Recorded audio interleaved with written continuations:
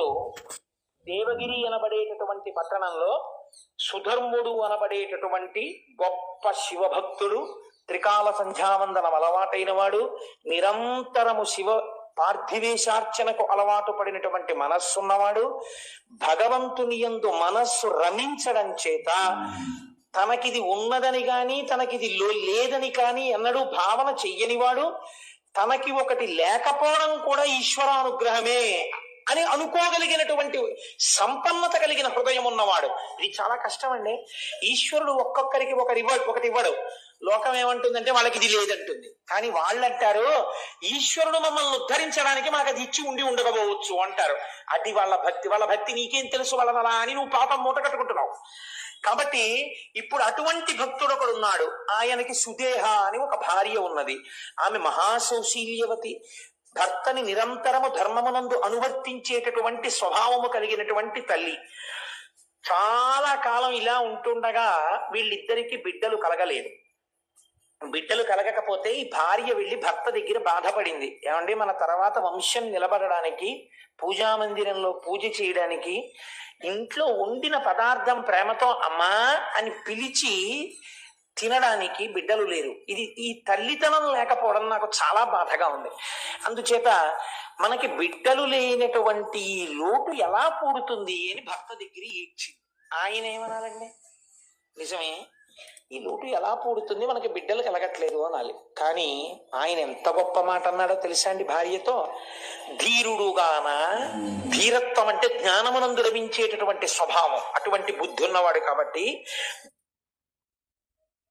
జ్ఞానమునందు లభించేటటువంటి స్వభావం, అటువంటి బుద్ధి ఉన్నవాడు కాబట్టి ధీరుడుగాన తత్పతి మదింగనకెట్టి విచారమున్ మహోదారతతో ఇటుల్నడు తన్విరో వందురనేల ఇట్లు లెవ్వారికి నెవ్వారౌదురిలా బంధువులెవ్వరు తల్లిదండ్రులెవ్వారలు పుత్రులెవ్వరిక స్వార్థపరంబు జగంబు సర్వమును. ఏమిటే నీ వెర్రి, ఎవరికి తల్లిదండ్రులు, ఎవరెవరికి బిడ్డలు, ఎవరి స్వార్థం వాళ్ళది. కలిసినవి విడిపోతూ ఉంటాయి. పట్టు విడిపోయి ఈ లోకమునకు ఉన్నటువంటి స్వభావం ఇలా పట్టుకుంటుంది, అలా విడిపోతుంది. విడిపోయిన వస్తువుని పట్టుకున్నాను నువ్వు లేకపోతే నేను ఉండలేనన్నవాడు 11 రోజుల్లో మరిచిపోతున్నాడు.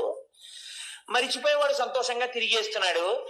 వాడికి మళ్ళీ నువ్వు లేకపోతే నేను ఉండగలమా అని చెప్పిన వాడు ఎవడున్నాడో వాడు సంవత్సరం తర్వాత ఎవరు లేకపోతే ఉండలేనన్నాడో వాళ్ళ తిథిని గుర్తు చేయడానికి ఇంటి పురోహితుడు వచ్చి గుర్తు చేస్తే తప్ప తద్దినం పెట్టని వాడయి ఉన్నాడు.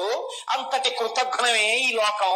అటువంటి బిడ్డల కోసం, దేనికోసం నీకు ఈ అలజడి? నువ్వు ఈ సంబంధాన్ని ఈశ్వరుడు ఎందుకు పెట్టు? నువ్వు తరిస్తావు, నేను తరిస్తాను. అవన్నీ ప్రతిబంధకాలు తరించడానికి, ఏమో తొందరగా మనల్ని లాగేయడానికి, ఏ అడ్డు లేకుండా చేసేయడానికి, తొందరగా తన వైపు ఈడ్చి పారేయడానికి ఈశ్వరుడు అసలు సంతానం లేకుండా చేశాడేమో. లేవంటావెందుకు?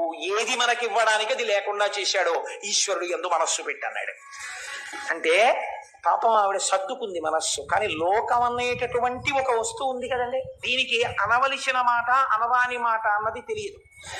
ఇతరుల్ని బాధించి బతకడం కలియుగంలో లక్షణం. ఎందుకని చిత్తవృత్తులు రాక్షసులై ఉన్నాయి. ఇంత మాట అనడమా, ఆ మాట ఎంత ప్రమాదానికి ఎడుతుంది, ఎంత బాధపడతారని ఆలోచించకుండా మాట్లాడతారు. కాబట్టి ఈవిడ ఒకసారి పొరిగింటికి వెళ్ళి ఏదో పేరంటం జరుగుతున్నప్పుడు ఏదో వాదులాట వచ్చింది స్త్రీల మధ్య. వాదులాట వస్తే ఈ సుదేహ తనకి తెలిసినటువంటి ఒక మంచి మాట చెప్పింది. ఇలా చెయ్యకూడదు అనేదో అంది. అనేటప్పటికీ ఆవిడంది కోపంతో, చెప్పడానికి నీకున్న యోగ్యత ఏమిటి అని చెప్పడానికి ఆవిడ ఒక అనరాని మాట అనేసింది. దుడ్డు కలుగునేమో గొడ్డుదానవు నీవు తినుటకెవ్వరేని దిక్కులేరు బిడ్డలున్న దాన్న పేర్మినాకెనయవుదే కళ్ళ క్రిందులగుచు తపసుకొనిగా. ఏమిటి నువ్వు మాట్లాడేది? నువ్వు గొడ్రాలివి. ఎంత ఉంటే ఏమిటి? దుడ్డు కలుగునేమో, నీకు డబ్బు ఉందేమో, మీ తర్వాత తినడానికి ఎవడున్నాడు? రాజులు పట్టుకెడతారు అసలు. మాకు అలా కాదు, మా తర్వాత తినడానికి పిల్లలున్నారు, మేము వండితే అమ్మా అని తినడానికి పిల్లలున్నారు. మా ఐశ్వర్యం నీకెక్కడ వస్తుంది? ఇక నీకు పిల్లలు పుట్టరు. నువ్వు తలకిందులుగా తపస్సు